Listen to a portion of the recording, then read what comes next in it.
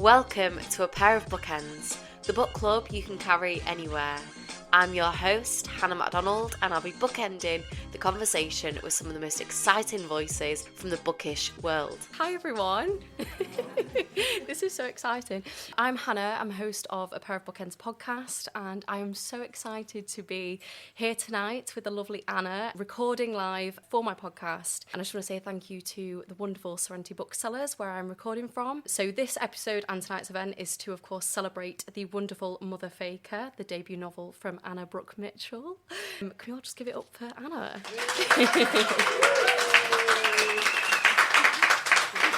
It sounds extra loud. Yeah, it's nice, that loud applause. So before we dive into our conversation, I would love to introduce Anna. So Anna is a BAFTA Rockcliffe, is that how you say it? Comedy-winning writer, actor and filmmaker. Her BBC comedy short film Man-Eater was written with her screenwriting partner, Angela Nezzi.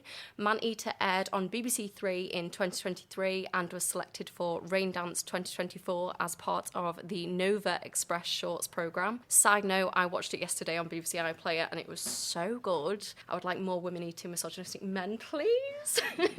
Motherfaker is Anna's debut novel. It was flagged by Stylist magazine as one of their favourite debuts to be released in 2026, and it was described by author Libby Page as an unforgettable story with an unforgettable main character. And I couldn't agree more, and I'm so excited to be chatting about this book. Hello, Hannah. Hi, thanks so much. I love to start my interviews not talking about your book, but asking what you're currently reading. Well, I'm reading. Okay, so I am reading A Sociopath's Guide to a Successful Marriage by M.K. Oliver. It's really good. He sort of pitched it. It's been pitched as sort of like if Villanelle from Killing Eve got married and had kids, and like sort of it's like Killing Eve meets Motherland. Stop. It's really good. I'm halfway through it. It's good. It's really good. You've sold that to me straight away. Yeah. I love Villanelle. Yeah. So good.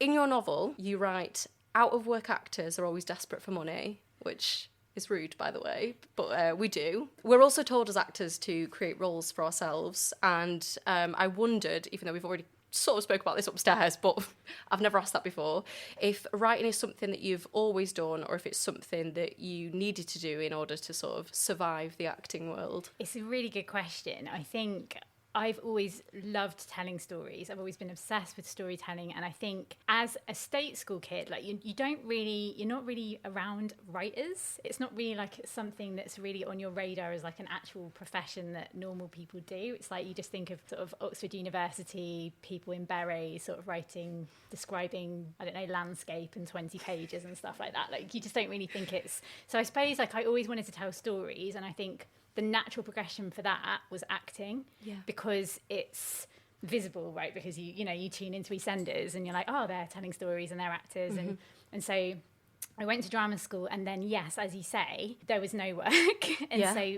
my writing partner and I, who I met at drama school, we started to make work, and we took a show to Edinburgh, and then I was just like, this story, like writing thing, I kind of actually, like, part of it is because you're in control more. You get more agency as a writer because you actually get to sort of control actually what the story is. Yeah. And actually, I think I have found like my true, like, so I love acting, but I like writing even more. So even though it was to create more acting work, the byproduct of it was writing is my jam. But you're still going to keep acting. Yeah, don't tell my acting agent. Yeah, I still love acting, but writing is even better to me. I love that. I would love to find out what the difference is in experience of screenwriting to novel writing. Could you tell us a bit about that? Yes. So screenwriting is very sort of sparse because you're not ever talking about interiority. You don't know what's going on in people's heads. It's literally like, what are you seeing? And so where's all the, the information on the page is just like, you want as little writing on the page as possible. And whereas novel writing, you're getting in people's heads.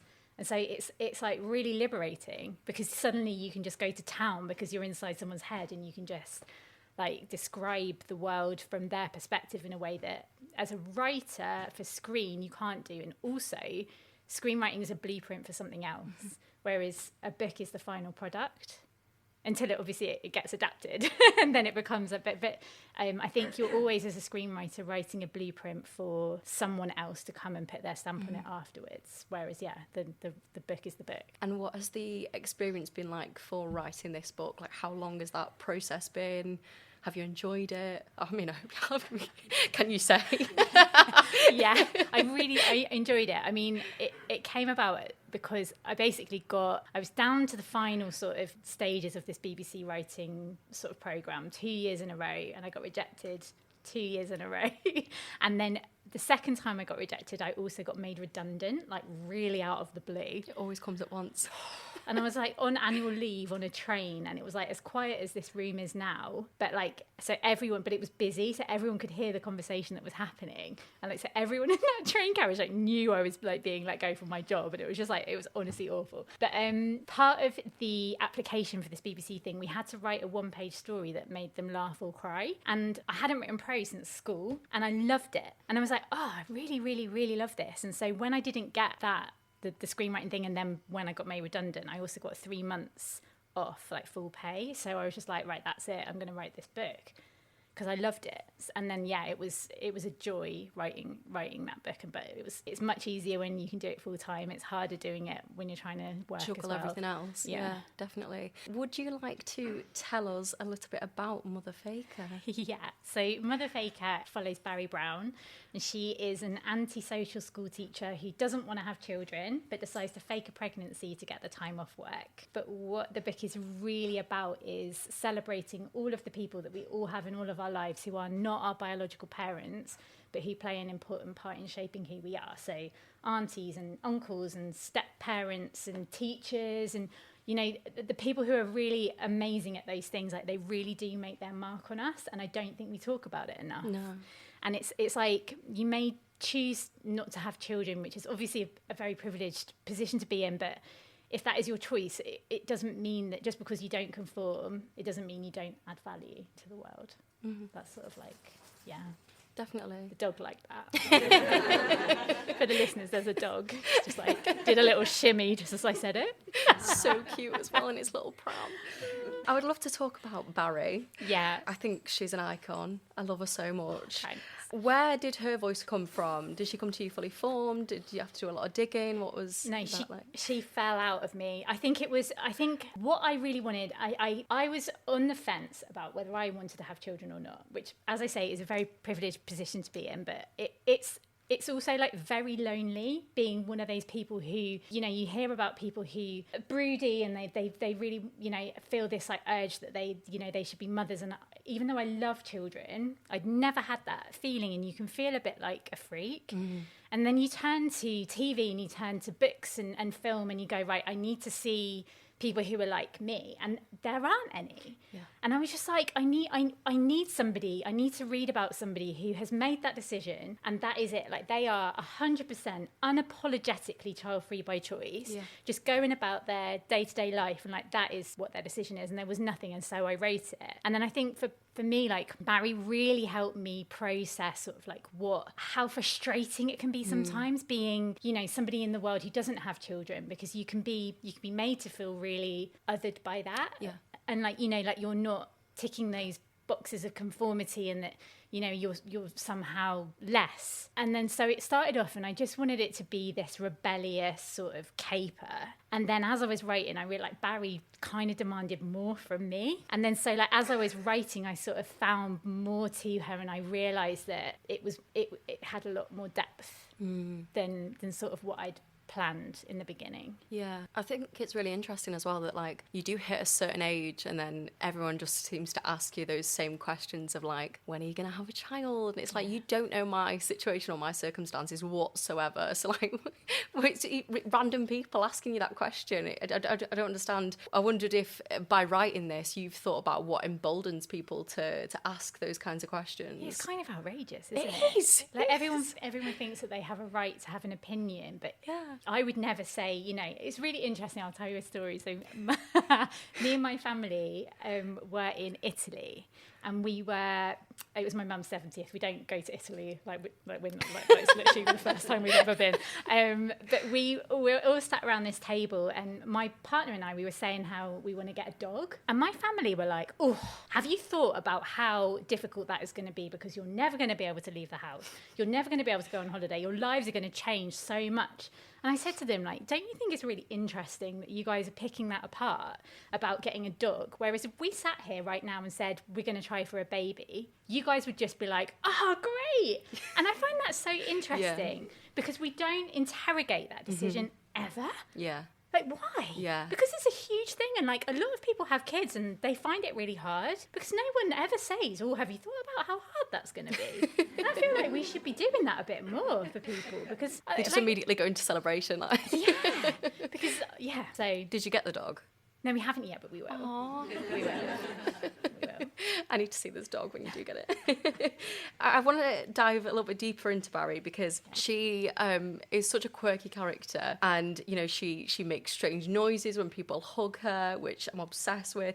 She cycles round on a little bike called Melva, is it? Yeah. After my grandma. Yeah. Oh, stop. My grandma's called Melva. Yeah. Oh, that's such nice.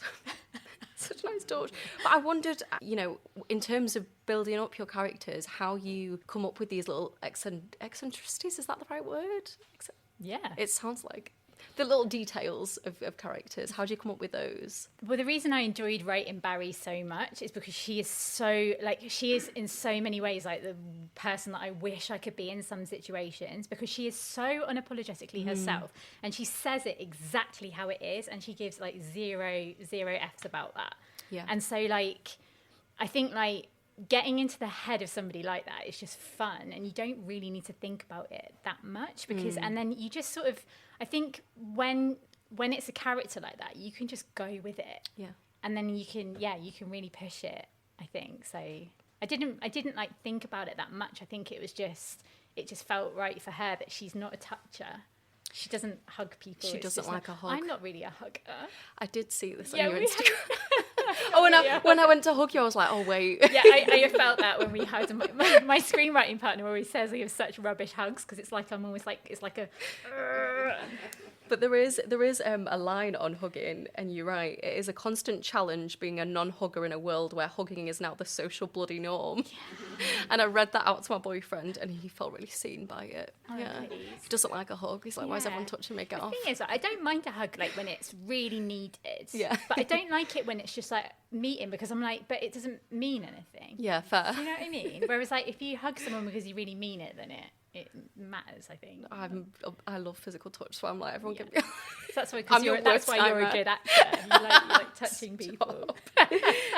I want to dive into Barry's job. She really wants to escape her job as an English teacher and have a break from everything, which is so valid. And this school is such chaos, and she has a lot of expectations on herself. And this, you know, she works really hard, but this promotion that she thinks she's going to get gets swooped out from under her. Yeah. Why the job as an English teacher? I think that what is interesting about Barry is that all of her vitriol is always towards adults. Like she never really sort of goes in on, she actually quite likes children, like young people and kids. But it's the parents, because it's a bit of a taboo thing, I think, even now. But what we don't really talk about very much is how people who don't have children in the workplace often do end up picking up a lot of slack that doesn't get any kind of like recognition. And I think sometimes if we did recognise it a little bit more, it might be better, because I think that they're and for her, I think it's frustrating because she is a really great teacher. Yeah. And I think that was really important to me, because like Barry, she's got a lot of faults, but she is a really, really good teacher.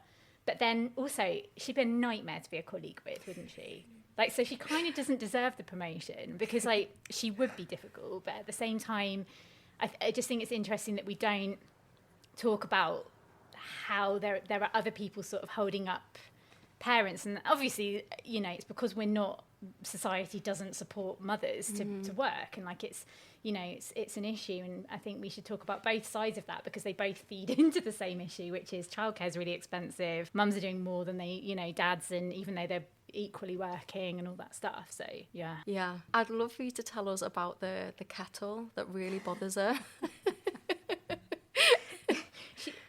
the Starfree etiquette is basically you have to fill up the kettle and boil it again after you've boiled a cup of tea, because obviously there's a constant flow of tea and coffee in a Starfree, but she hates it because it's just, you know, water that's stagnant and is constantly being boiled doesn't make a very nice cup of tea. But then she gets into a real conflict with her colleagues about that.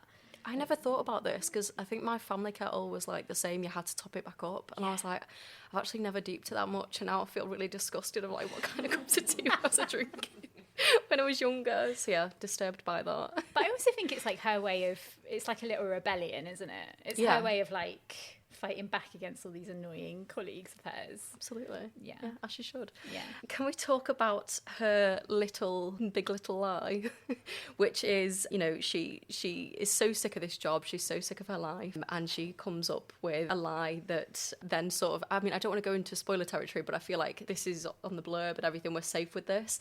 It is a very diabolical lie. Tell us about that and what inspired it. The idea for it. The lie, yeah. I had the idea in my like mid-20s, like a long time ago though. What, that you wanted to do it, or that you wanted to God, write no, about it? I know. I thought it would be. I thought, wouldn't it be interesting if, like, I think for a story, I don't think I ever wanted to do it, but at that point it was like just something that felt like a cool idea. But obviously when you get into your 30s and it's suddenly your imminent demise of your fertility becomes like the constant thing that people are preoccupied with, like you do really start to think about it. And I thought it's just like a really interesting thing. And then I thought, I suppose as I wrote it, I kind of realised that faking that pregnancy, like she's a lonely person, and faking that pregnancy forces her to connect with people. Yeah. Because we rally round pregnant people in a way that is lovely, but then it makes you kind of think, well, what about those people who are just sort of left on, you know, to be lonely, and like it just felt like an interesting idea. But obviously also it's a fun idea, isn't it? And like the idea of somebody having to try and do that, especially on a night, it's set in Guernsey, which is where my family are from, and it's just this tiny island where everybody knows everything. And like that was a lot of fun as well, to sort of make her tell that lie there. I do want to talk about Guernsey, but before I do want to ask, what's the most diabolical excuse you've given to get out of work? You know how I said I'm very different from Barry? Yeah. So I don't actually think I've ever lied to get out of work. Stop. Oh, I'm do you know such what? a square. I've got such a good girl complex that I'm like, I'll turn up when I feel terrible and I hate myself for it. It's conditioned to be agreeable, Hannah. That's Honestly, the problem. it's horrible. Yeah. I aspire to be more like Barry. Yeah, I think that's the thing. I think everybody wishes they could be a bit more like Barry. Yeah, I want it on a top. Yeah. We need this to happen. Yeah. So should we talk about the fact that you've set this in Guernsey? Yeah. I mean, you just said about your family being from there. Are your family here? No. Molly's my family. But yeah. Hi. Why did you want to set it there? I mean, I've got a quote here somewhere that is about the fact that you could leave 10 grand outside the house and it'd still be there a week later. Yeah. Is that like an actual thing in Yeah. You know, you can leave your door open. It's a very trusting place. I think it's like, because it's a very safe place. I think because as well they were occupied by the Germans during World War II, and so there is definitely like this. They are very traditional, very conservative, which I also think is quite interesting to put a character who's child-free by choice in that environment.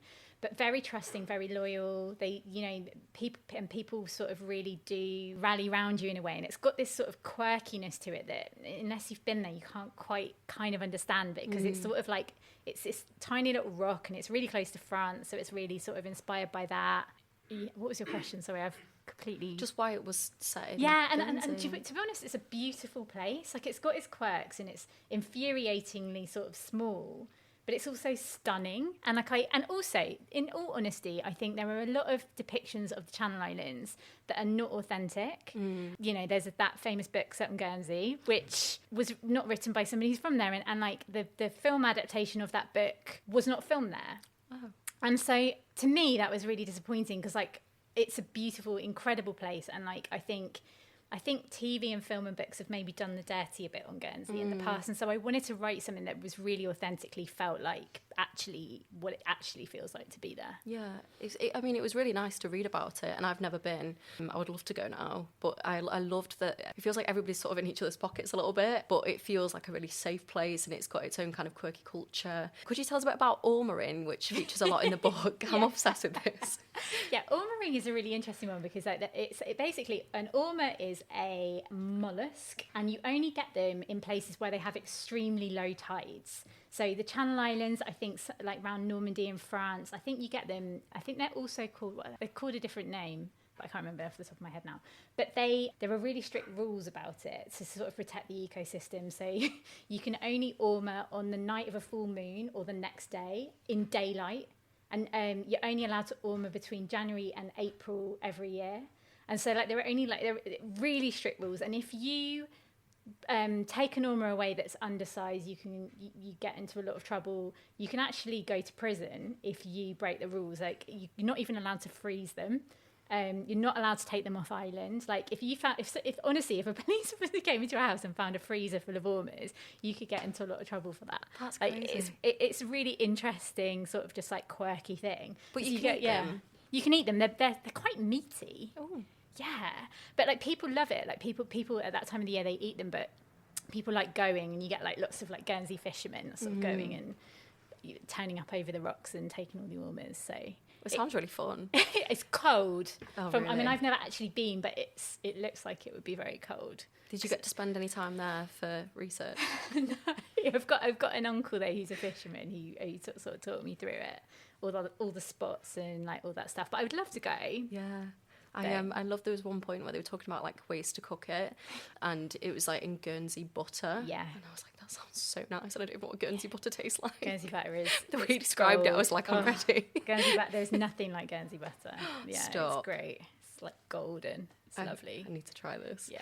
I want to ask you I want to go back to the sort of child-free element, because I think it is a really important topic that isn't often explored. And I mean, quite early in the book, there's this hilarious conversation between Barry and the head teacher, and she's telling the head teacher that she doesn't want to have a child, and she says, I just choose not to have one. And the head teacher replies, oh, don't worry, you'll change your mind. And Barry says, oh, don't worry, I won't. Which I just loved that conversation, because again, why do people feel so emboldened to tell you, no, actually you do want one? Yeah. What drew you to sort of exploring, the choice to be child-free? And were you quite nervous about how people would receive it? I was most nervous about people who really would like to have children and can't have children.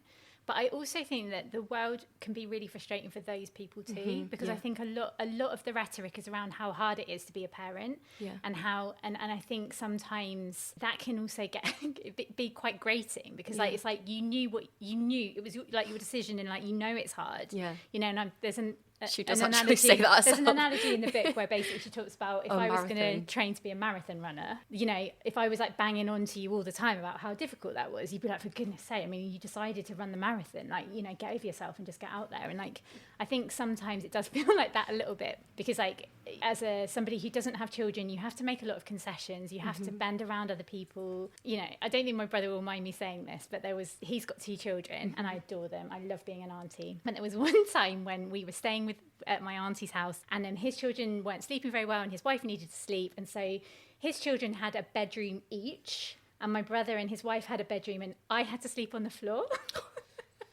And they were 2 and 4 at the time, and I was a bit like, well, can't they share, or can't like the 2-year-old come in with you? And it was like, no. And there was like no negotiation. Like, I was on the floor. And I think like I think that it can be difficult sometimes, or it can be frustrating, because I think often, especially when you've got friends who don't have children and you do, there's an expectation often for you to be the one to go to them all the time. Yeah. And like, you buy lots of presents and like all that stuff, and you make a lot of effort, and then when that's not reciprocated, it can be frustrating, I think, because it's like, I suppose there is an element of like when your friends sort of, you make different choices, and there's that grief, I suppose, that their life's changing and your life isn't, and you know, there is that, and I think it's an interesting thing to talk about. Yeah, definitely. I was really interested in the family, in her family, because you expect that your family would be supportive of your choices, and I don't think they necessarily are, and I don't think they're doing it in like a cruel way. I think they just do it without really thinking about the things that they're saying. Like there's one point where Barry's mum says that they think they're getting some money or something, and she says, oh, that can go to your sister and the kids, because, you know, holidays are expensive when kids are off school. And she's like, well, what about me? Like, I'm a teacher, like it's the same for me. And they're like, yeah, well, you chose that. Like, what? Yeah. And I think it's doubly hard for people who are single. Yeah. You know, because like I think people who are single, like they don't have anyone else, you know, to help them buy their house, or, you know, and I think, yeah, again, it's like that whole thing about like we just celebrate those markers. But then I think, I mean, obviously it is hard.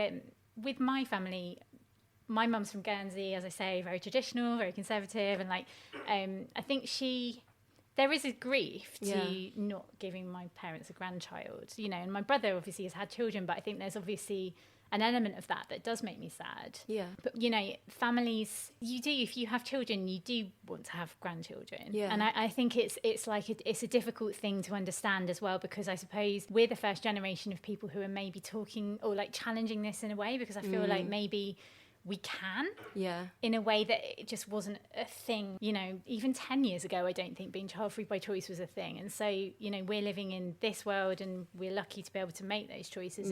And also, to be honest with you, like I think if I'd have ended up with a partner who really did want children, I would have children now, you know, if I can, and all that stuff. And so I think there's a lot of black and white, and it's not black and white, there's a lot of grey, you know. Yeah. It's not always an easy thing to decide. No. And I do think that parents can romanticise the idea of their children having children. Yeah. Like my mum will often, like, sometimes we're out for brunch or something, and there'll just be a child that walks past and she'll just go,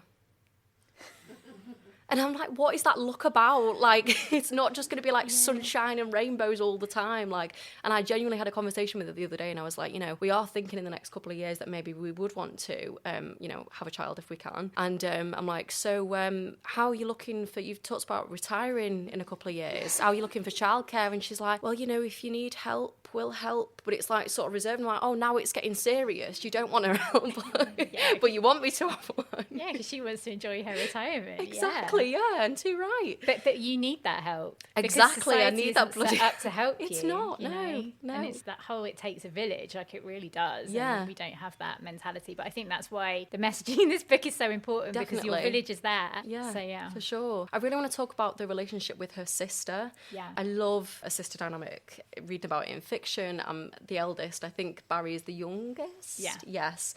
Could you tell us a bit about their relationship and how you think Barry being this sort of younger sister impacts how she sort of goes about her life? I think Barry was always very close with her father in a way that I think her sister wasn't necessarily. And as well, I think they have a mother who isn't necessarily completely, she did sort of like the bare minimum of sort of, you know, she clothed them and fed them and kept them alive, but in terms of the actual day-to-day support, it's not there, but it's not her fault. She's just not capable of it. And so I think with Barry's older sister being the oldest, it's always harder being that I'm a younger child. I do think it is harder for older children because they have to sort of like find their feet in the world, don't they? And I think that Barry's older sister, Lara, she needs something from her mum that her mum's never going to give her. And I think that Barry is quite resigned to the fact that her mum's not going to give her that. But I think that's created a bit of tension maybe, especially because Barry's father's dead, and I think maybe Lara feels like she didn't have the room to grieve in the same way because she wasn't as close. And there's more to it. Obviously, there's an element of the way Barry sees the world that isn't necessarily what it is, and that has obviously had a big impact on her relationship with her sister.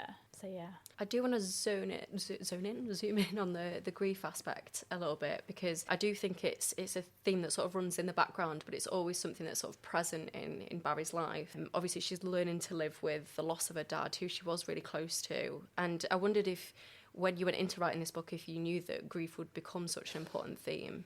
It's a really good question. As I said to you, when I started to write the book, it was just going to be this rebellious caper So my mum's older sister, Lynn, she died. She didn't have children. She wasn't married. Neither of those things are, sadly, I think, were by choice, but she was my auntie, and she was the most incredible person. She was an absolute tour de force, and she was the glue that held my family together. And like, what was really interesting is when my auntie died, people didn't necessarily understand the impact that had had on me. It was like I'd lost a parent. It was honestly, the grief was as if I'd lost a parent, because she meant so much to us, because we were like her children. And as I was writing this book, I realized that, of course, this book is about her. Yeah. It's about the grief of her, and it's also about celebrating the aunties that fiction is determined to put on the outside, the periphery of stories. You know, you get your Aunt Marches and you know all these like spinster aunties who are on the periphery, when so often those people in our own lives, they're at the centre of it. And I think that's really interesting. And so, like, even though I didn't really think about it, I wrote an auntie without children front and center of a story. And I think the grief element of it was, absolutely processing the grief. Yeah. How do you think she'd feel that you dedicated the book to her? She'd be very happy, but I think she would, her and Barry, I don't know if they'd have got on or not. Really? There are elements of Barry to Auntie Lynn, but Auntie Lynn was very particular about things, and Barry is as well. But I think she would have found this insane.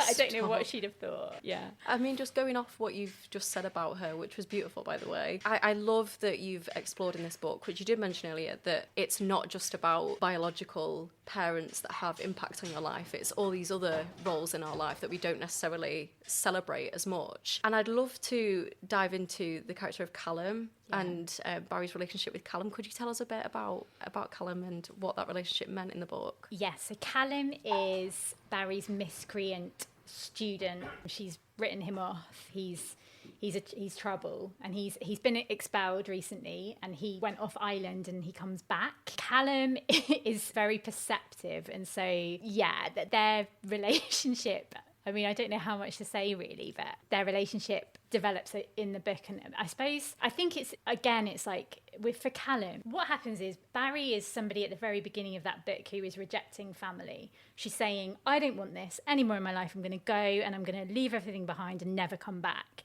And Callum at the beginning of the book, all he wants is family. Yeah. And so they sort of collide in the middle in a way, that I won't say. And I suppose it's like two people who want such different things, but find each other in a way that I think is, I don't know, I just think there's lots of kids out there who could really, who daily benefit actually from important relationships with their teachers and social workers and carers and things. And again, it's something that we don't necessarily always talk about. No, definitely not. And I think, I worked in a school for a couple of years, and you really see the kids that might be classed as the naughty kids, when somebody takes a chance on them, how much that actually improves their life and how amazing it is to watch them sort of go on that journey. Yeah. I think it was really nice to see that sort of represented in fiction, because I don't know if I've come across that before, so that was really nice to read about, even though he does make TikToks impersonating her. Yeah. But I think Barry's a good teacher because she talks to them on a level. Yeah, and I mean, everyone has got. We all have teachers who we remember. I've got teachers who I still think about the things they've said sort of on a daily basis. The really amazing teachers, they do really shape you, I think. Yeah, definitely. But yeah, he's a piece of work. He is, but he's not as much of a piece of work as Sean. Mm-hmm. And I don't know how much we can say about this, but Sean is a character that I'm not the biggest fan of, I will say that. And I think when she read the book, why that is will become very apparent. Could you tell us a bit about writing that relationship and, how it felt to write a character as awful as Sean? I think everybody knows a character like Sean in their life. And I think what I really wanted to do is, I think I can say that Barry's in a coercive relationship with him. And what I suppose I wanted to show is that Barry is somebody who has her shit together. She is a capable woman. She is not a hot mess. And that kind of relationship can happen to anybody. It could even happen to Barry Brown. Mm-hmm. And I think that to me was really important, because I think I don't know. I think with Sean, it's difficult, isn't it? Because I think she doesn't necessarily fully know that he's treating her a certain type of way. She hasn't, really comprehended it. I don't know if that's the right word I'm looking for, but I mean, there's a line where she says, "He would tell me how much he cared about me all the time, and it felt so good. I was starved of that since my dad died." And I think she's probably in quite a vulnerable place when she sort of gets to know him, and that maybe makes it a bit more difficult to notice the sort of red flags of this man. But yeah, he's not a nice guy. No, and I think he's a big reason why she is sort of out on a limb. She's on her own little rock, on the little rock, and I think as well. I mean, at the beginning as well. I mean, he's gone. He's left. And he's she goes. The reason she gets into the mess is because she goes to sell her house, and then he's remortgaged it behind her back. And so you kind of, and straight away she's like, "Oh, he's sure they must have a good reason," and. He does have a reason, but yeah.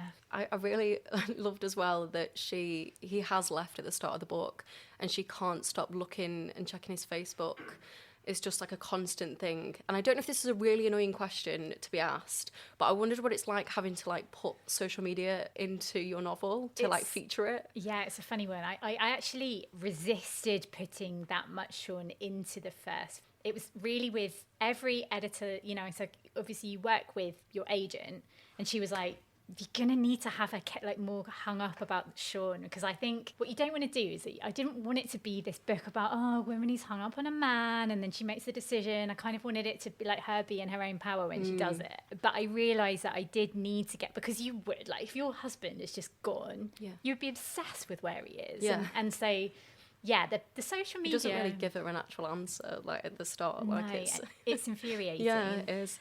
I think with the social media aspect of it, it helps because Barry's not really a social media person. So, she goes on it, but she does it, in her checks. She looks on LinkedIn and she looks on Facebook, and it's all very sort of, I don't know, it's like a tick list, I suppose. Yeah. But it's... Yeah, I hadn't really thought about that.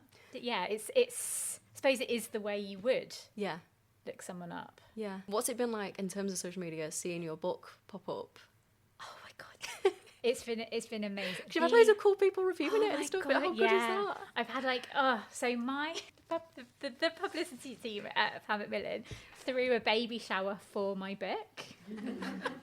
And it was so good. It was so good. We had a Nepo baby wall. Love that. And there was alcohol, and it was, and they invited all these amazing Instagram book bloggers, and that was something that I've learned is the backbone of being an author is having that support. And those people, they there is something so amazing about people who read and people who love books and people championing your book.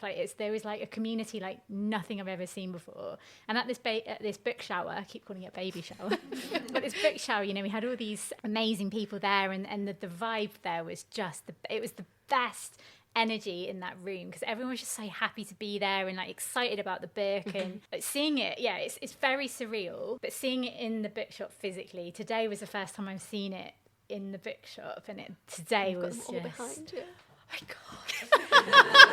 Did you not notice that? But it's such a good cover, isn't it? Such an amazing cover. It's so good. Do you have any input with the cover? I had none. I cannot take any credit for this cover. This is all Rachel Vale at Pam Macmillan. But they sent me this cover, and I was at work, and I squealed, and everyone was like, what's wrong with her? But it's incredible. But the helium balloons are an important part of the book. Do you want to tell us about what these helium balloons mean to Barry? Barry sort of pushes all her thoughts out of her head into these helium balloons, a bit like Eeyore with his rain cloud. She just doesn't want them near her consciousness, so she just pushes them out. So she always talks about this motif, and it's really interesting because of all the things in the book, that wasn't what I was expecting. I'm quite I'm not at all into art and graphics and stuff, so I don't get it. So I'm quite literal. I'm like, well, they put an almond shell on the front of the book. But this is so great because there's this balloon, but it's so playful and childish, but it's and the pink is so rebellious. It just works really well, I think. And it's and I'm really pleased that they I'm just really pleased with it. It's so good. Yeah. I love that she just lets her thoughts go off like balloons. I feel like this was like a form of therapy for me, reading this book. I want to ask you quickly about the baby shower that she goes to in the book, and she comes up with this idea of everybody gifting books that are like their childhood favourites and the classics of their childhood. And I wondered what yours would be. Okay, Goodnight, Mr. Tom by Michelle Such a good McGorrian. one. Yeah. Oh, that book. And Roald Dahl, Matilda. Yeah. Two writers who do not patronise children. Yeah. They expect children to... They're not afraid of exposing children to the darker, harsher sides of the world. And I think that's why I love it. And obviously with Matilda, it's a book that had this young, like, feisty girl at the front and centre of it, and she was clever. And she liked reading. I mean, who doesn't love Matilda? I wanted to be Matilda. We all wanted to be Matilda. Well, book day, everyone's Matilda. Oh my God, 100%. So I normally finish off my episodes before we go into audience questions by asking for a recommendation. So I wonder if there's any books that you've been enjoying lately. Yes, there is a book coming out called Dandelion is Dead by Rosie Story. It's very good. It's on my pile. Yeah, Excited. it's kind of like if Nora Ephron was writing a story now. It's like this sort of literary love story. That's really great. Amazing. What else have I read that I've really liked? Also, The One Day You Were My Husband by Rosie Walsh. That's coming out a bit later on, I think May. But that's really great as well. So those are two. Amazing, really like. Rex. Thank you. And also, obviously, The Sociopath's Guide to a Successful Marriage. Yes. Which I'm only halfway through, but it's really good. So I'm sure the rest of it will be good. I'm desperate to read that. Does anybody have any questions? Hi. My name is Barry. Oh my God! I've never come across anybody. Oh my God! Is it spelled like Barry? No, I've only got one R in mine. Where did you come up with it? There was a girl at my secondary school called Barry, Really? and I always thought to myself, like, that is a name that, like, you have to, like, it's a. How have you found being called Barry? As a child, where primary school was fine because primary school nobody thinks about names. Secondary school's horrible because no girls were called boys' names. Yeah. So I was like, are you a boy or a girl? Oh, no, all the jokes. Did your mum want a boy? It's just horrible. And my surname is Northeast, and no one's ever heard of it. Nobody could spell it. So it was just horrendous, the whole experience. Yeah. As I've got older, I can just deal with it because it's a conversation opener. Yeah. And it toughens you. I like the idea that, like, a name like that, like, makes you it's tougher. like cure, really, because it's just been so Yeah. Oh, yeah. She talks about it a bit in the first few chapters. So. Well, yeah, that's interesting. I'm People so. say, where's it? Is it Welsh? And I don't know. My mum had a friend called Barry, but she wasn't allowed to be christened Barry because it wasn't a good Christian name. She had to be christened Barbara, but I don't know where hers came from. Whether it was an Italian association. Because I think it's a beautiful name. It's beautiful, but, you know, she always talks about, like, written down, but obviously out loud you just think of a Chuckle Brother. You know what I mean? But, like, actually, when you actually look at that name written down, it's a beautiful name. So we're reclaiming the name Barry. Yeah. Yeah. So what's her spell like? It's Barri. Yes, yes, but a double the R. friend that you knew. She was with an I, Barry with an I. But I always felt for her. I think secondary school must have been quite hard for her as well. Yeah. I don't know how you're going to top that. I'm thrilled. Yeah. Does anybody else have a question? Don't be shy. Hi. Have you got another book in the pipeline? Yeah, it's coming slowly. It's quite hard writing a second one, I think. Authors talk about this a lot, but it's I think it's coming. Yeah, it'll happen. I've promised my agent it will happen. So yeah, no, I do. I think it will share. I like the idea of taking another character who isn't normally at the front and centre of a story and putting them in the centre of a story. I think that's where I'm going to go with it. And are we allowed to say that this has been optioned, so you are also Yeah, it's been thinking optioned about for that? TV. Yeah, so we're working with my screenwriting partner. We're working on the adaptation, so that's been busy. Very exciting. Will it be filmed on Guernsey? Yeah, you bet. Are you from Guernsey? No, my mother was. Was she? Yeah, she was. Yeah. What was her? Not unrelated to half the island. What was her name? It was Hazel Duckman. Hazel Duckman. Yeah. Okay, You well, know I have her? to. Well, I bet you. I know someone who knows her. And my grandmother's name was Gallion. Yeah. I'll have to write that down because my mum will ask me. And what was your mum's? Well, she was Karen Brookfield, Right. which is not the secret answer to any of the questions from my banter. But our family, Guernsey family surname is Russell. Right, yes. Yeah. But yeah, we'll have to have a chat. We'll have a chat. Yeah. Have you got any other non-negotiables in terms of the adaptation? Like, it has to be filmed in Guernsey. I would like it to be filmed, in Guernsey. At least the exteriors. I mean, I suppose you could do the interiors anywhere. I think Guernsey isn't the most diverse island, so I think we'd have to, we'd probably try and make it more diverse, especially with the school kids. Yeah. But in terms of, I think, just as long as it feels authentic. Yeah. But I think Barry would be really key casting. Really key. Have you got anyone in mind? We were talking about this on the train up. We were sort of saying about maybe, okay, there's 3 who I have in mind. The Manifestation Fridge. That's a book reference. Amy Lou Wood, we talked about. Love. Mia McKenna Bruce. Yes. And Erin Doherty would be my 3. Oh my God, golden. Yeah. Love they'd be all my of 3. them. Oh, I Yeah. can't wait. I hope this happens. Does anybody else have a question? Hi. Hi. So I'm not from Guernsey, but I worked there for a year leading up to COVID. Okay. And I completely concur with what you said about the small town mentality and the job that I did. You just know that people are talking about things that you do. Yeah. So my question is, do you have any fears about what people on Guernsey will think? Oh, that's a good one. It's a really good question. So I'm actually going there for the literary I know, I festival. noticed. Oh yeah. I think people from Guernsey who have read, quite a few people from Guernsey have read it already, and I think they are finding it's an accurate portrayal of their island, and I think that's quite satisfying. When there have been all sorts of TV dramas and things where people have got it so wrong, and I think. Barry actually it is actually a love letter to Guernsey, this book. Like, I don't think you can read this book and kind of not want to visit. And so I really hope that people from Guernsey will really love it. But I mean, haters going to hate, aren't they? Yeah. So I definitely want to visit. So It is beautiful. it's a beautiful place. It's beautiful. 27 beaches. It's gorgeous. Oh yeah. my gosh. And it's 9 miles by 3. It's very small. Very small. Yeah. Have we got any more questions? Hi.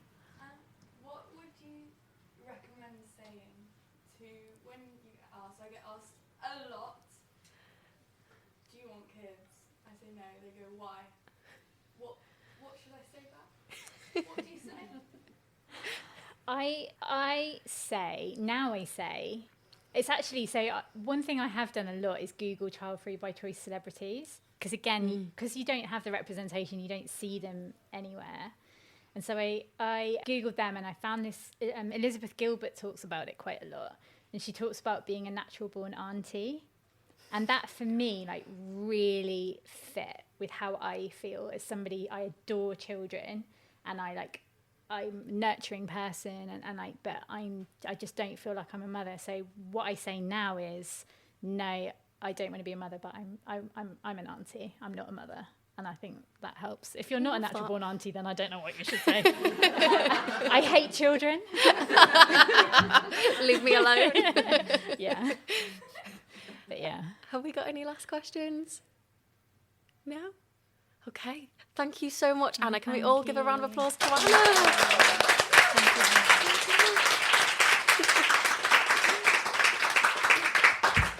Oh, that's weird taking them off.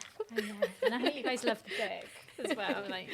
She's spiky. She's very spiky at the beginning, but I promise, stick with her. I think is Anna going to be doing some signing now? Oh, yeah. Yes, Yeah. I should have said that, sorry. Thank you both so much. Thank We will you. have you. Thanks so much for saying yes and coming along. And I think you've opened up such an amazing conversation with so many people. I have lots of friends that have chosen not to have children. And I think it's great that it's funny, but it is an important book as well. So thank you. Definitely. Thank Yes. you so much. Congratulations. Congratulations. Thank you. And